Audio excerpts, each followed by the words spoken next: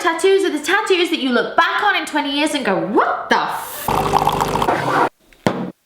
Everyone's favourite left back, Alberto Moreno, has been showing off his tattoo collection to his online followers. Yeah, online followers. I can't really call them fans, can I? He has a tattoo of a well-dressed ape assassin holding a gun whilst wearing headphones, a panda smoking a pipe, and he's got a tattoo paying homage to his own dog, Ali, the boxing pit bull. Upon seeing these tattoos, one UK-based website went as far as to say that these tattoos show why he's such a bad defender. They go on to explain that defenders tend to use caution, and the nature of those tattoos use zero caution. I'd have to agree. Those kind of tattoos are the tattoos that you look back on in 20 years and go, what the fuck? Gabriel Jesus is being very well cared for. Pep says he sees the player pretty much every day, and Pep himself in turn is being cared for because Gabriel Jesus' mum, Vera, has just moved into Pep's apartment block in order to keep an eye on her son's manager. I looked into this. The woman's a warrior. Gabriel's words, not mine. She's the one in charge of Gabriel's finances. She gives him an allocated amount of pocket money. She's laid down the law in relationships, banning him from kissing girls without her family's permission.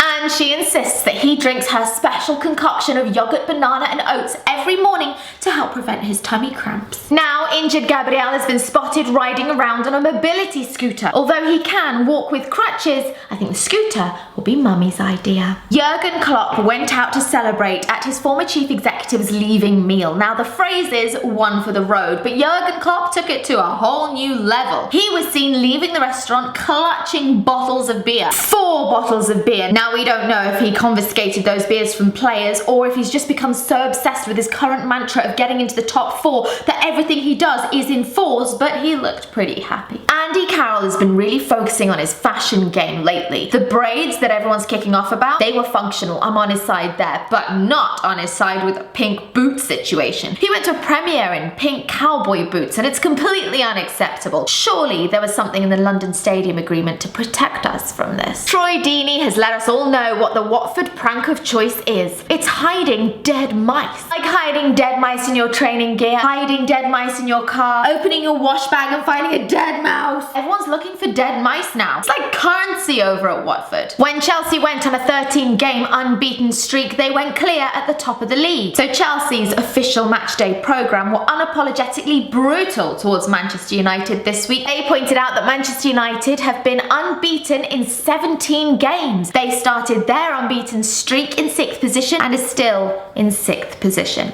Even though things appear to be good, they're rarely that good. Chelsea have offered Man United some perspective. Arsenal fans are full of concern for their precious team. They've been worried about how they must be feeling after their 10-2 aggregate thrashing and massive decline in form. But there's no need to worry. The team are just fine. They were all smiling when they attended a promo event for a virtual reality headset thing. I would make a joke here about how life in virtual reality land must be so much better than actual reality for them right now. But chances are they spent the evening getting knocked out of the Champions League in virtual reality land too. Arsenal fans are straight up 100% angry. Eden Hazard have been talking about how wonderful a coach Conte is and sharing his managerial technique. For example, against West Ham, Conte said to Hazard, "Get on the pitch, do something." To which Hazard then went and scored. Perfect managerial technique. Keep it simple. Shakespeare has been named as the man to lead Leicester through the rest of the season. Hardly a Midsummer Night's Dream, a little bit more a comedy of errors. Do you get it? I'm done.